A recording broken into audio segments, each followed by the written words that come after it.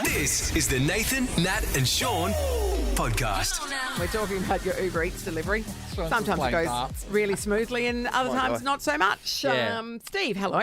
How you going, guys? Hey, good, Steve. What have you got for us? Yeah, well, when before COVID hit, I had to sort of like help with my supplement of my wage, and Yep. I was delivering for menu log, Yes. and I picked up one Mars bar from a petrol station and delivered it 600 metres down the road. Oh, come on. Just Okay, And just the a thing is, single I Mars made bar. $15 for it. Did you? Are you joking? Yeah. So they So- paid all that money just to get the single... When you need a Mars bar, you need a Mars bar. Steve, how stoned were they? They weren't, though. That was the thing. Who was it for? Who Was it a received I pregnant don't know, woman? just some guy.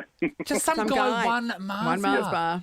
I remember Masto, he just lives around the corner. He used to live around the corner from McDonald's, and he'd get like a couple of McFlurries delivered. I think it's probably a good time to talk Down the to road. Harry Fitzgerald roundabout now. Harry. Oh, Harry. Why would that be? Harry, what did you order on Uber Eats that time? Condoms. And a Gatorade. And how far away keep was the servo hydrated. you were getting it from? Well, it turns out, a couple hundred metres. Would have been much quicker. Resourceful, though. Thank Better you, than Steve. ordering condoms and 2 polywaffles. People go, what's happening there?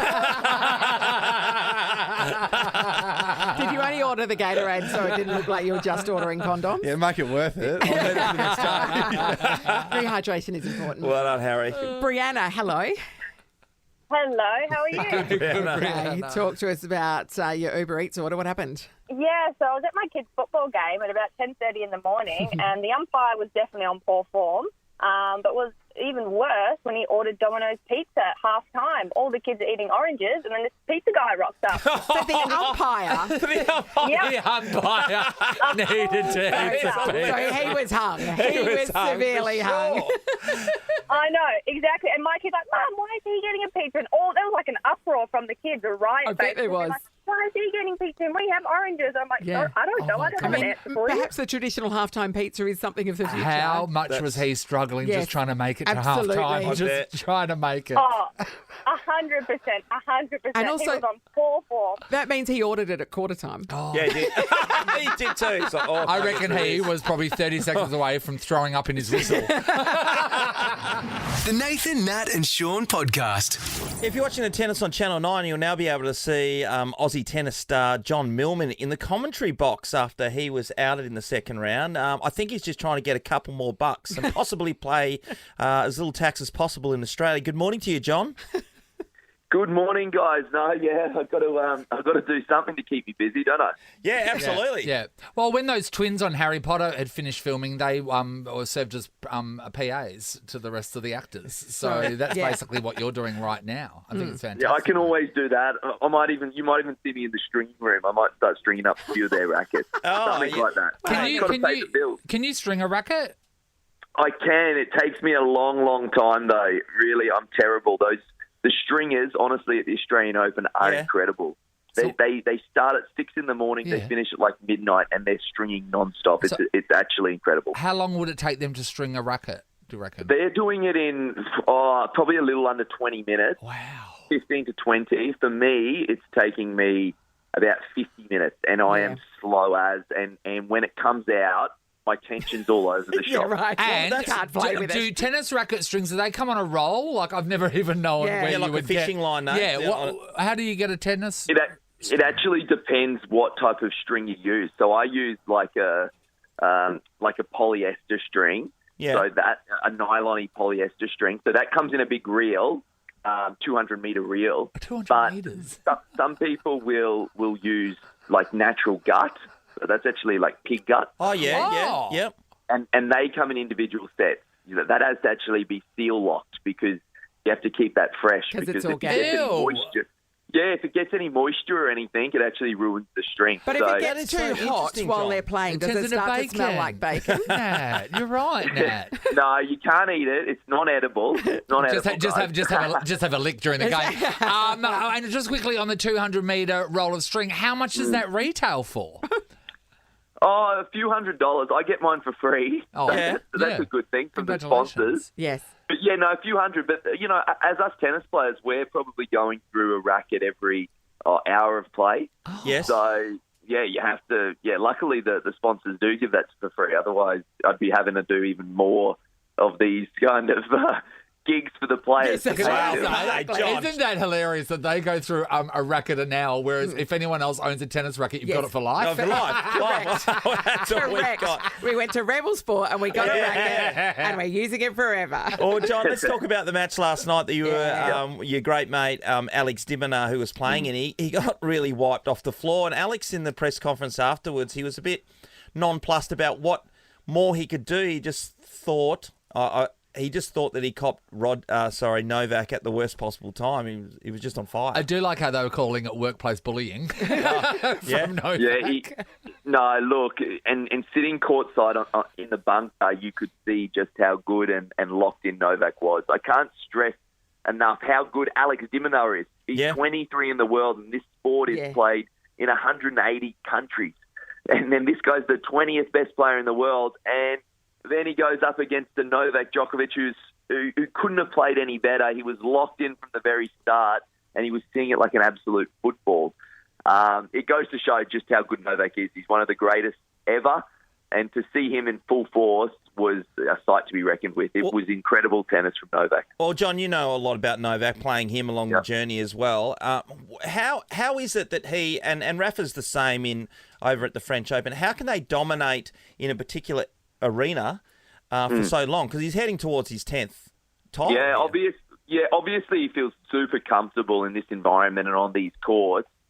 You know, these hard courts, they're not the highest bouncing courts, so it's really hard to get it out of his slot, especially in that nighttime slot, which is what you'll see him play in a lot. So it's really hard to get it out of his strike zone, and I think Alex probably struggled to do that last night.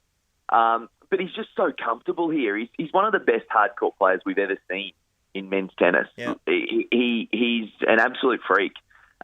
He's moving well.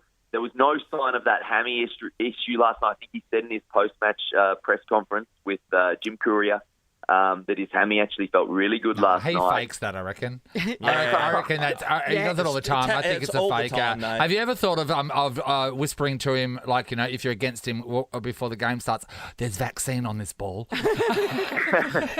No, look, mate.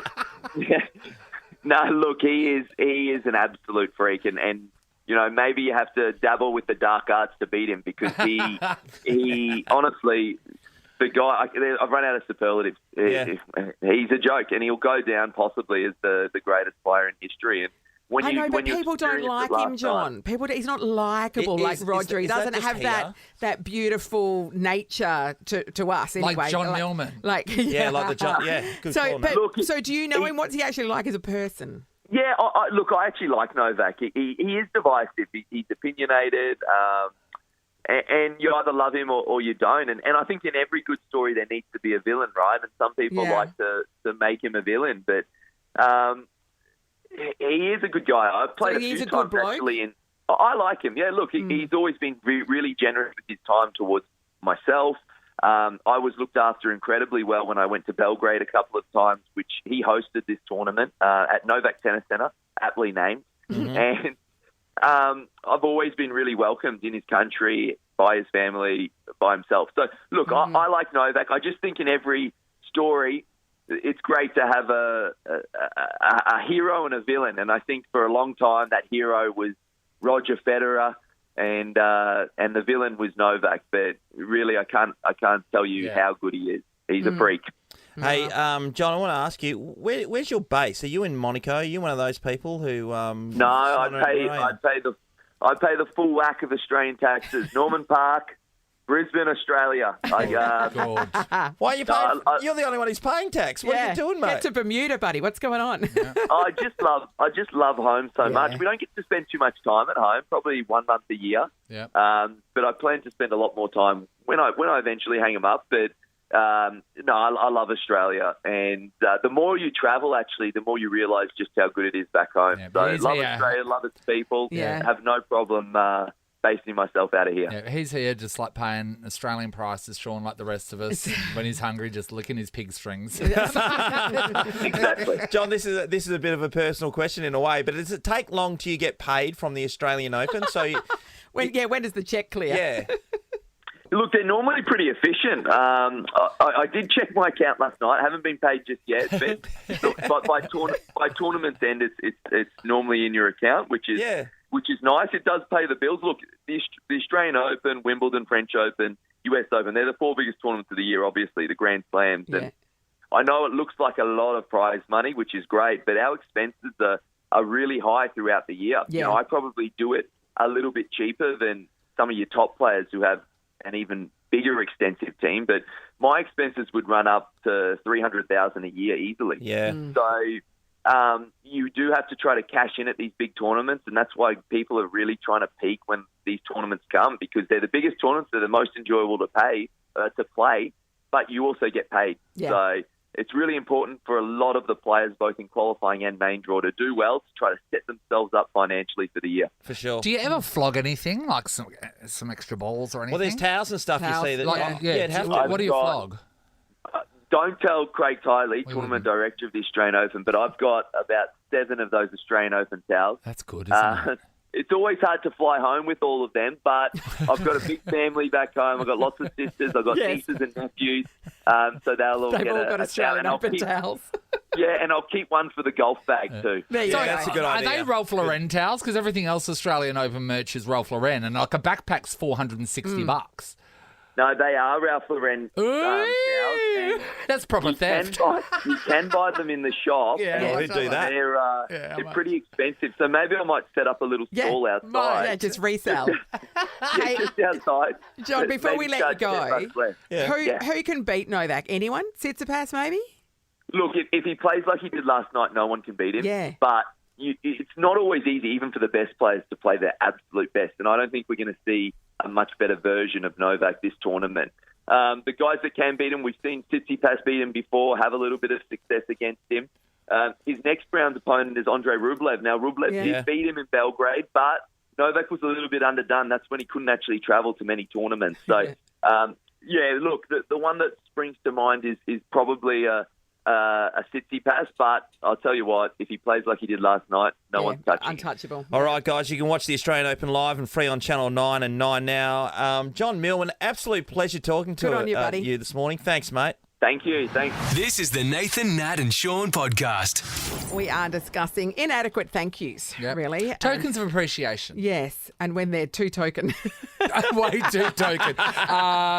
Tony, he owns a news agency. He had a Division 1 winner that won like $800,000. Tony convinced him to buy the ticket because the guy was humming and hawing whether he was going to buy it or not.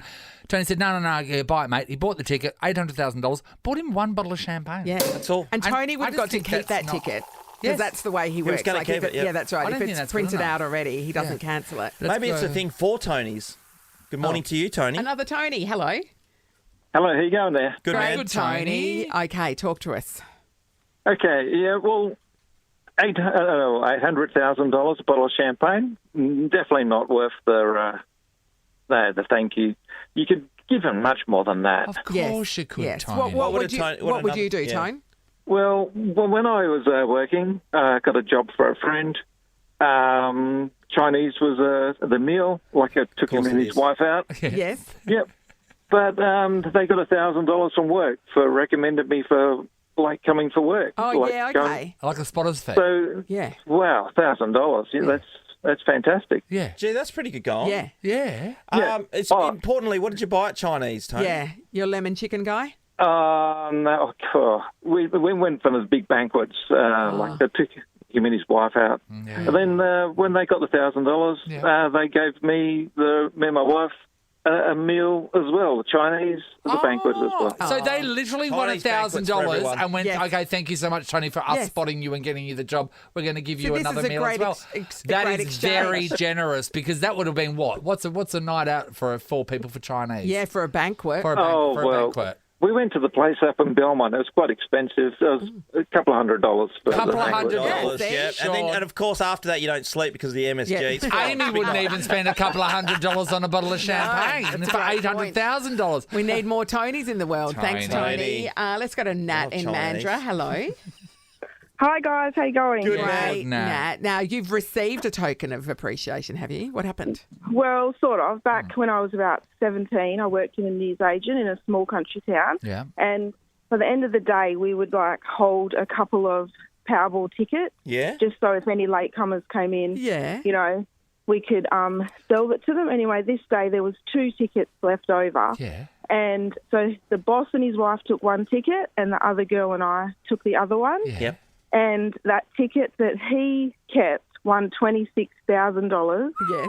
And he gave us nothing. Oh, come on. You did 26 grand, they were. And that was a flip of a coin. Which yeah, one? yeah. Literally 50-50. We could have taken that one and we would have split it like 4 ways. Yeah. No problems. Like back then I was 17. It would have been good money to go travelling. But no, he was selfish and kept the whole lot. So it's because he was the boss, wasn't it? Yeah. Because he was the boss. But yet I wonder if the situation was reversed and you had one, if he would have turned around and said, you've got to split it with us. Yeah. Yeah. If there's no deal, you didn't do a deal, so I don't know if... No, I think it's don't know if he implied, needs to though, give when you it's a 50-50. workplace, though. But she's aware. I think at least, as we heard before from Chinese would have been the going reward for and that every country victory. town has a Chinese restaurant, so it would have been You should have been. He acceptable. should have been flowing some money her way. Yeah. Hey, guys, you just had a Absolutely. win, mate. I took the other ticket. Blah, blah, blah. get the special fried rice. Go on. Yeah, you knock would, yourself you would. out. Get the egg rice Thanks, too. Nat. Yeah. Karen's in Medora Bay. Hello. Hi, how you going? Hi. Great, Hi, Karen. What happened? I'm a big giver. I Good give girl. all the time. My husband says I give too much, but we went away on holiday for 2 weeks, and we had some people in to pug sit our children, our 2 little pugs. Yes. And so we Pug bought sit. back the girl a Tiffany necklace, Oh. and the guy, we got him these super new earpods that he was looking for, and we fill the house with food and alcohol and tell them to help themselves, and just want to make sure that they're Yes. okay. So literally, so how long do they look after your pugs for? 2 weeks. And pugs aren't particularly high energy sort You're of. not walking them 4 times a day. You know what I mean? It's just like a ball of skin on the ground Do with you legs. have to clean their skin? Is that where all the hard work comes from? Do you have to get in those No, you nooks and crannies? just have to let them sit on your lap and give them cuddles. That's it, and just gotta hope cuddle to them. God that they can breathe in and out. Yeah, exactly.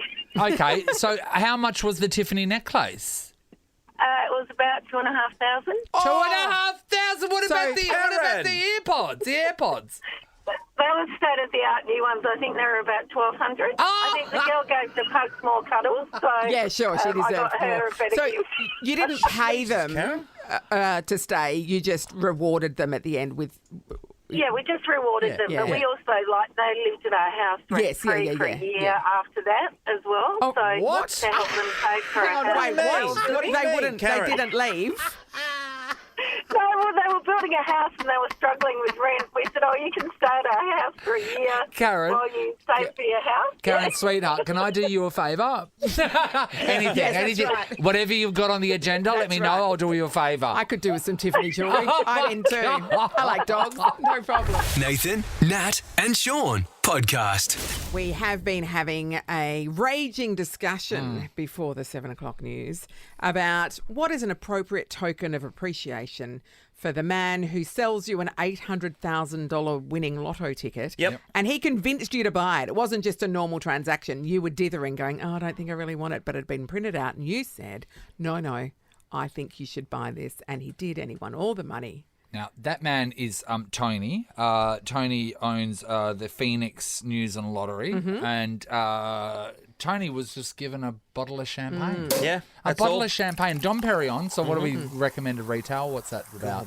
Dom. Depends on the year, but probably about a rough mark, $100. Yeah, $100, Yeah. $150 probably at the most. And Amy and Harry have been here and they said, no, that's bang on. $800,000, a bottle of champagne. Amy was prepared to throw in a box of chocolates that were Yes, left yeah, over exactly. from like Christmas. a gift box of Ferrero Rocher. Yeah, Harry. Lucky Box of guy. chocolate. Lucky guy for a champagne bottle. Yeah. We thought that was completely scungy. And Tony has joined us again. Hello, Tony. Hey, how you going? Tony, Fantastic, Tony. you got more to add to this story? Yeah, I do. I just wanted to say, a lot of people when they come in, they always promise you the world when they buy a ticket. Oh, mate, if you give me the winning ticket, I'll be back and I'll give you this, I'll give you that. I've been doing this for 30 years and it's never happened. And you've dished out 3 Division 1 winners. You need to get them to sign contracts. Yeah, I know, I think that's so. the We other need to way. get it in blood or something. Yes, exactly. I need that lady, the Tiffany lady, to come in. I know. know. Doesn't So she sound generous. I need to generous? Facebook friend her. Yes. Not wrong. Get onto her. Her name's Karen, by the Karen, way. she's from Medora Bay. Medora, but okay, I'll look her up. She's got pubs. You won't be able to miss her. Yeah, what else, Tony?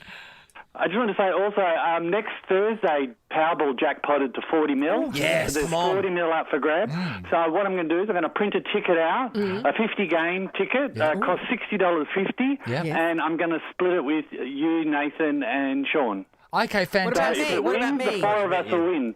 And then whatever we win, Amy and Harry can go suck it because they wouldn't give anyone anything.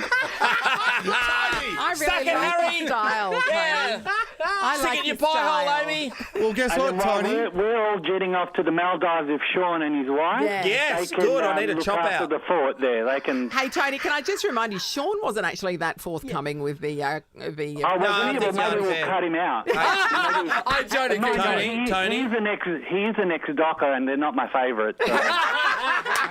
Hey, Tony, you're in our neck of the woods, by the way, Spearwood. You should be all over the Purple Army, my I friend. get reminded all the time. Stay strong, Tony. Especially last year. Yeah. Okay, so Tony, are you keeping Sean in the deal or not? Is Sean out? I'll keep him in. Oh, Bloody see, oath. that's Like I said, nice. I'm a good guy. You are a good guy. You are are a Natalie good guy. Locke.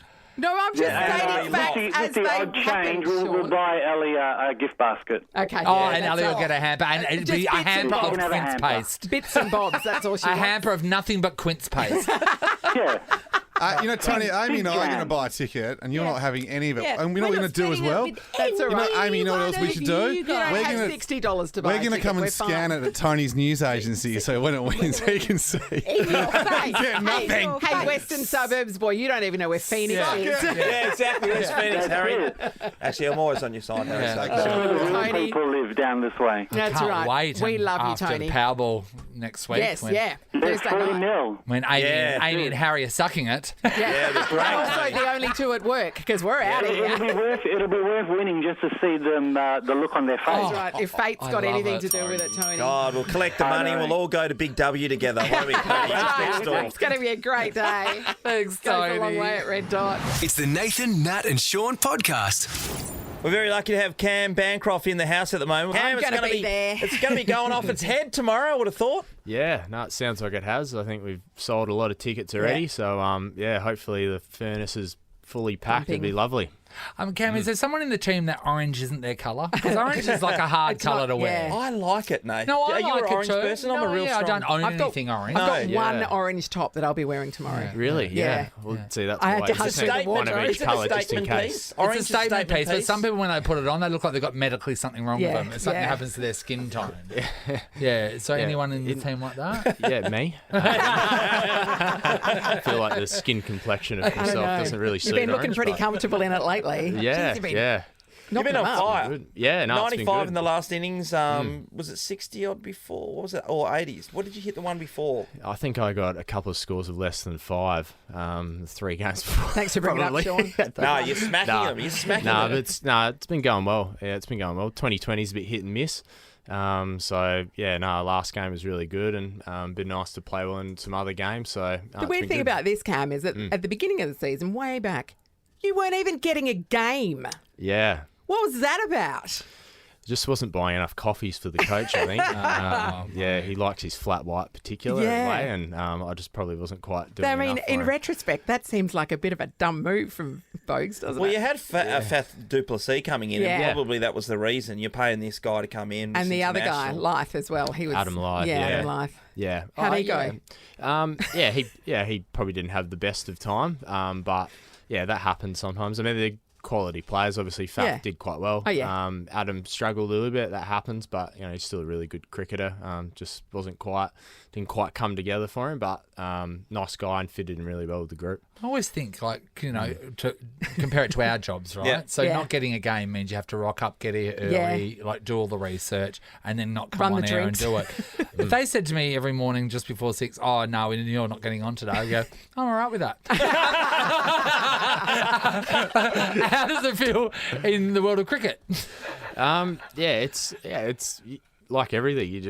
You ride the waves of emotion. A bit frustrating at times. Was there ever a day where it was really hot or something and you went, oh, good? Yeah, it's excellent. Yeah, a few times on the bench. It was really hot. The fan wasn't working, and I was like, Yeah, my life is just really struggling. At the moment. Yeah. And do they make you do stuff? I mean, I know that traditionally the 12th man has to carry the drinks and all the rest of it, but if you're on the bench, are you having to field balls that are hit over the boundary and that kind of thing? Why do you have to do stuff like that? Sometimes. One thing I learned about 12th man duties, particularly at the start of the tournament, was there's a really important thing. It's called delegation. Yeah. And if you're really good at it, just find someone younger than you. Exactly. And, tell them it's a great opportunity. I got put to the test a little bit. There was some enthusiastic young guy, Cooper Connolly, who played last game, and he's really enthusiastic. And I am as well. I sound like I'm absolutely don't want to do anything for the team, but if you delegate well, play smarter, not harder. Exactly right. That's leadership, mate. That's great leadership. Yeah. Hey, I was at a recent thing where Justin Lang was speaking, and it was for a charity event, and people were asking him questions at the end of it. He said they asked him about the Australian cricket team. He said that he believes that the openers for the upcoming Ashes series, one of them has to be you. You're the best opener in Australia. That's a fair bit of a rap there. And of course, you were opening for quite some time, Cam. Are you ever hopeful that you'll be back in that baggy green? Yeah, absolutely. Yeah, it's something I'm aspiring for and I want to achieve again. Obviously the crack that I had before probably didn't quite do as well as I'd like to. So I'm really motivated to try and get back into the side, do the country proud. And I guess, you're playing at the highest level, which is kind of what you aspire for in the sport. So, yeah, absolutely.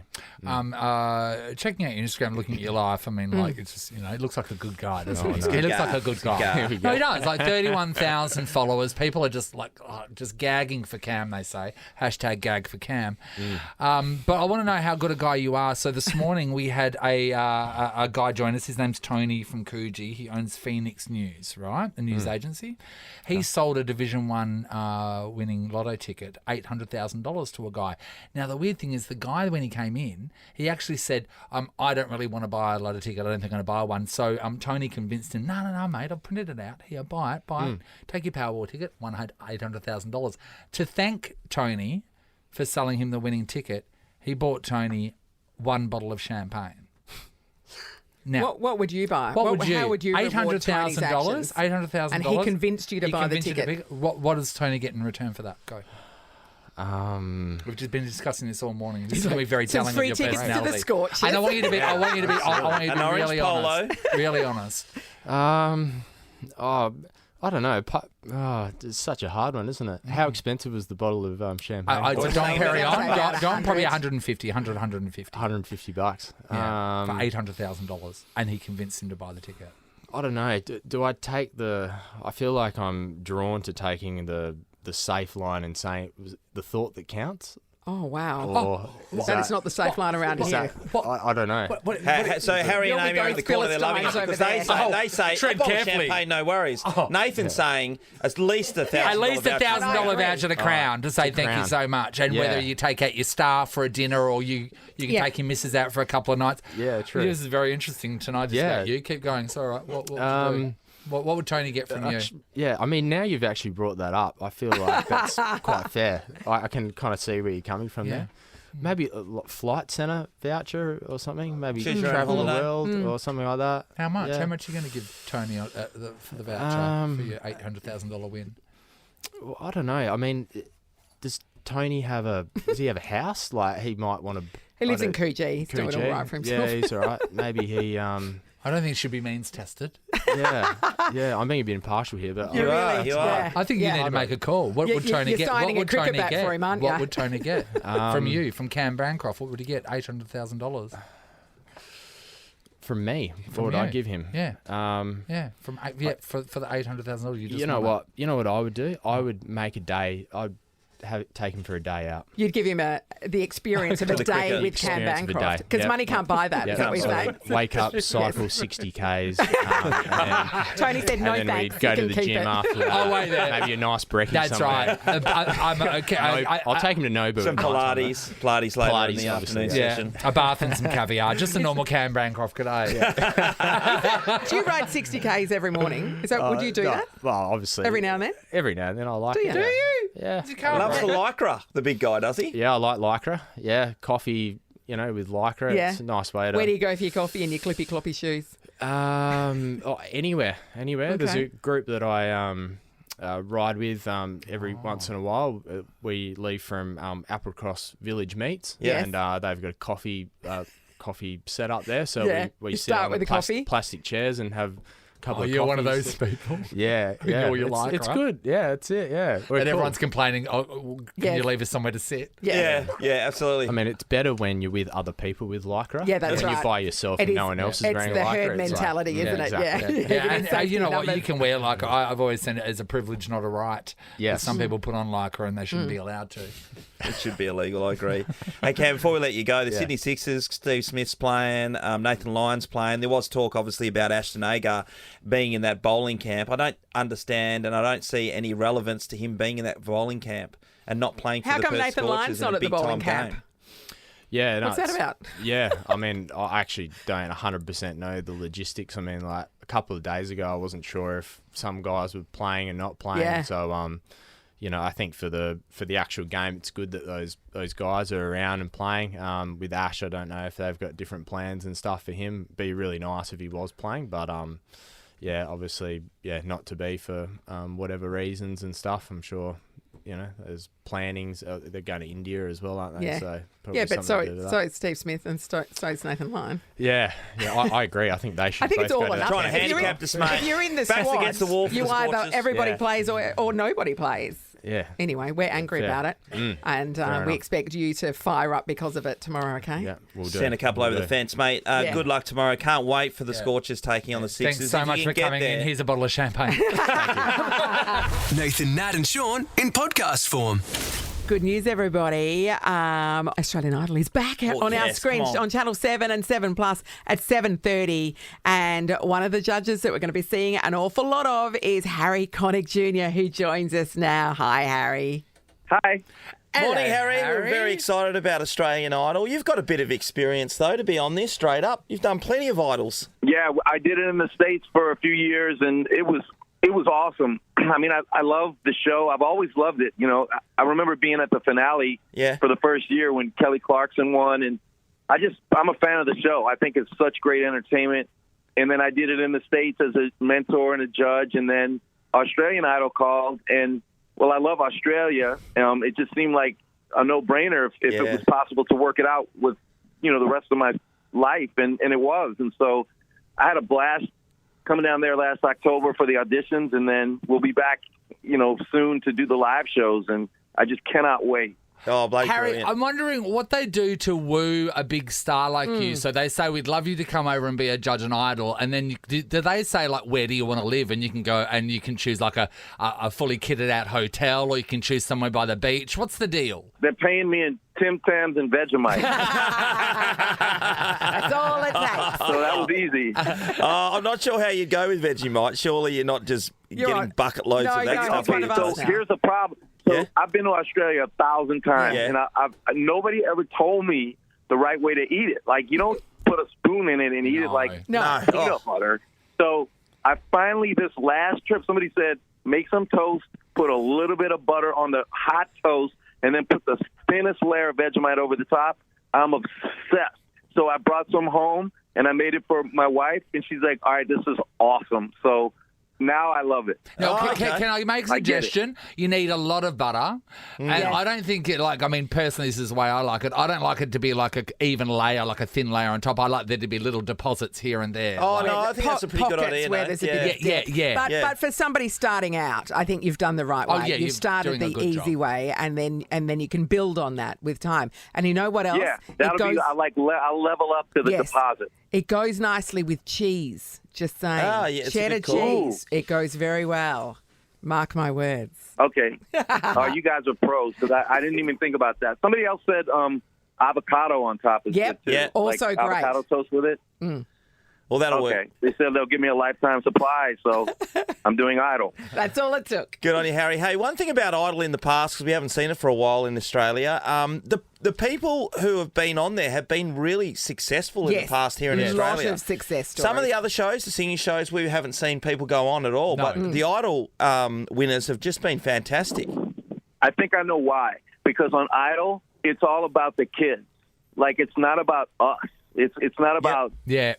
me or the other judges. It's really about them, and Idol is brilliant at finding these people in these obscure places and then following their stories and developing them, and the audience kind of falls in love with them. And then it's old school. They start with, hundreds, moves down to 50, 24, 12, and then down to 1, and people just love that process, and they also find great talent. Like, I'm not kidding.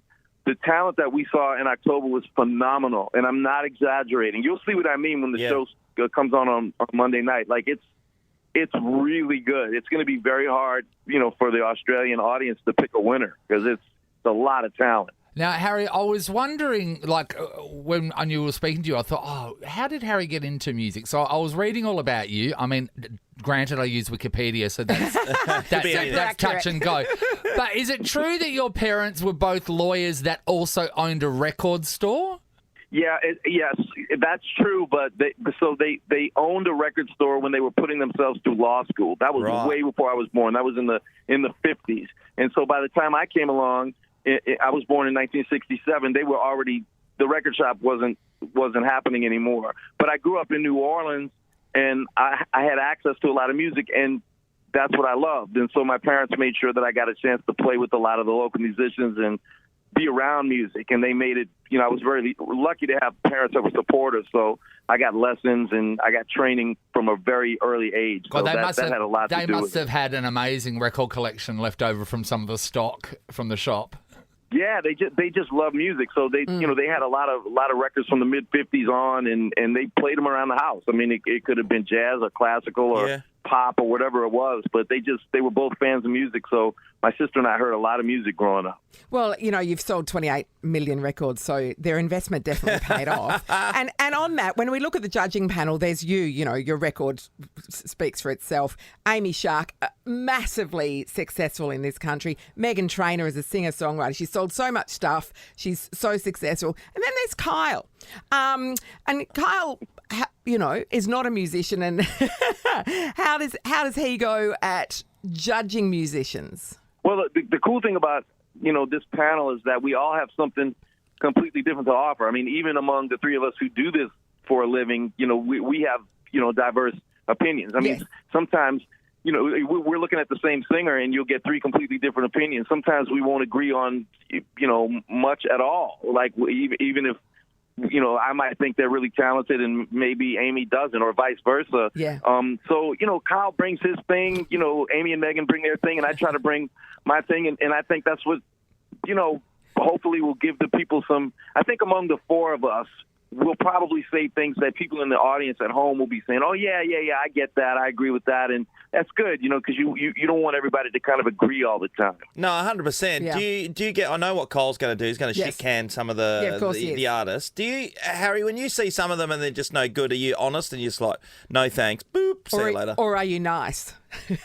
Well, I don't think it's nice or honest. I think it is about being honest, but I'm never like, mean. I mean, I think on one of the trailers I saw of the upcoming shows, I said, look, music's not for you. I mean, when they take that out of context, it's pretty harsh, but there's a little bit leading up to it. And listen, some of these folks really do not have a chance of making it in this business, and clearly they haven't been told that. And I don't think it's mean to say, I'm sure you have a lot of gifts, but this isn't you need to hear it. And I don't think that's mean, though. Do you think that's mean? No. I think you saved them a hell of a lot of time because they've got a whole bunch of family around saying, you're so perfect, you're amazing. I really do think it's a missed opportunity for you, though, Harry. You should have gone back into your character, Daryl from Copycat. And then Daryl could have... even imagine? Daryl could have dealt with these people. Yeah, maybe you could just say, I'm going to invoke Daryl. Yeah, on the live shows, I'm going to sit there and slowly pull out a knife and just lick it. Now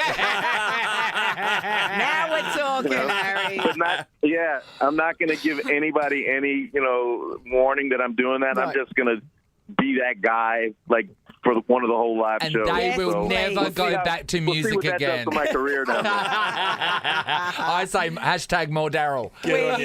We love your work, Harry. It's Exactly. so great to catch up with you again and have you back in our country, when you're back for the live show. So thank you so much and enjoy the Vegemite. Thanks, guys. I will. Good to talk to you, and I'll see you soon. Bye. Good on you, Harry. Thanks, Harry. Take care, mate. This is a podcast of Nathan, Nat, and Shaun.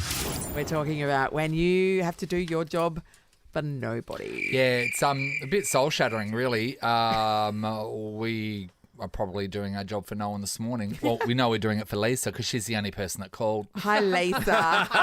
Thank you so much for calling. Lisa, the only person to us that's listening right now is you. I tell you what, we're on point, though. Me. Yeah, so Loyal just listener. let us know what time you're listening to, and then when you're finished, we'll finish. What's happened, Lise? Have you been in this scenario? Oh, I've had a business. It's called Get Stuffed Potatoes at Fremantle Markets, and I'm Wait, say constantly that slow, trading say to that no one. say that slower. I didn't get your plug quite right there. Oh, my business is called Get Stuffed Potatoes, and I trade Friday to Sunday. Oh. And I don't get any customers, but I still love it. I'm still there, I'm still trading. What do you mean you at Freo Markets? You must do because there's so many people coming through. Well, there's a reason why, because I'm in the toilet alcove. So, no one can see me. So you can go and have a pee and pick up a potato at the same time. Yeah, people are like, I don't want to... I'm in the toilet alcove. Is that the cheapest rent, is it? It is! Oh, my God! Of course it is. But lots of people pass by the toilet. So, okay. Yeah, tell but me, so people don't here want to you eat are. on the way into the toilet. Yeah. They don't want to eat. It's like I'm invisible. I mean, how quick's it going to come out? Yeah, well, they've just gone and dropped off a spud. They don't want to put one back in. Yeah, that's it. Lise, tell me about, so you just want to start loading your spuds, yeah? Tell me about your are they loaded spuds? What are they? Oh, they're a bit different. So I do like a vegan one and a vegetarian because it used to be gluten-free and vegan, and that didn't work because I'm right next door to Brisbane barbecue. Vegans don't like that. So then I introduced beef, but maybe it was too late to introduce beef then because people are like, well, yeah, no. So then the few vegan customers you had got upset because you were selling beef. Well, they didn't come back. They didn't have enough strength to walk back. I've ruined it all. Now even the vegans don't come. You were thinking Freo, though, Lisa. You'd call it, well... I know. Well, that's why I started it. I thought vegan, Fremantle, gluten-free. So, Lisa, you turn up for work. You open your stall. I do. And I'm there. you've got your potatoes ready to go. Everything's chopped up. You're all good. And then you just wait? Is it what do you do? I just sit there. I make my own fun. Yeah, okay, doing what? Sweetheart. Oh, sometimes I sing, I play music really loud. People are like, I love your music. Oh, that's I nice. smile. I talk to people. How do you Sometimes I just step outside the stall and I'm like, hey, how you doing? Oh, no. How do you pre-prepare your potatoes? Are they having, what do you have to do? I deep fry them, so not that healthy. But they taste good. Oh, vegans would love that. Come down and try them. But what right do you now, put they're in them? free So- because I've got no customers. What do you put in them? Plenty of potatoes. Give us an idea of what you chuck in a stuffed spud there. I'll give you the full roundabout of how it goes. Okay. So there's a salad mix on the bottom and then a deep fried potato. Yeah. I take the middle of the fried potato out and I mash it with avocado, onions and mushrooms. And then on top of that, I go lentils, chickpeas, mushrooms, onions, spinach.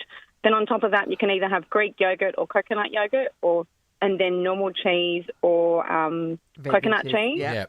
Yeah, and then on top of that, grated carrot, a little bit of avocado, a little bit of tomato, and then Kewpie mayo or vegan mayo. All on the one. That's a lot. Yeah. So, Lisa, can you now that's give me $15. Can you now give me an example of a yummy one?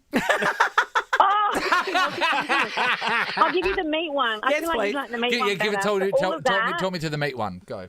All of that minus the lentils, chickpeas, mushrooms, onion is beef with mushrooms and onion.